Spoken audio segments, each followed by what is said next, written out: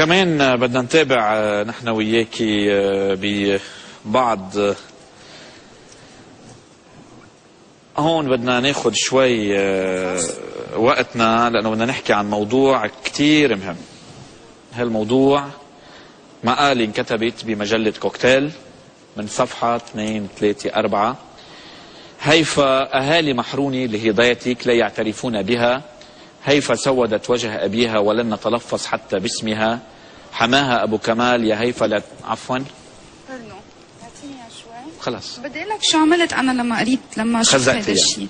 ايه بليز ما تكفي، انا ما بقبل حدا يشوه لي اسمي اكثر من هيك.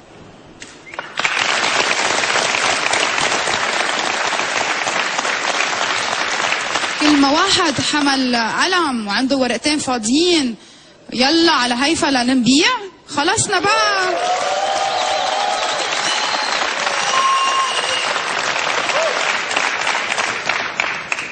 مثلا كيف تصبحين هيفا بالارقام؟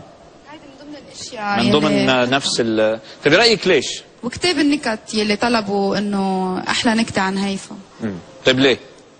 ليبيعوا، عم بقول لك ليبيعوا، هذا ورق رخيص ما بينباع اذا ما حطوا صور وحكي وهيفا. حكيني بصحافة نظيفة، حكيني بنقد حتى لو كان بيأذيني بس بضوي الضوء على. بلشت بأستاذ عبد الغني تليس بالشبكة وبنادين بأسامي كبيرة، ما تنهيها، ما برد على هيك شيء، أنا ورق رخيص هيدا ورق ما بقبل شعل فيه شمينيه، ما بقبل.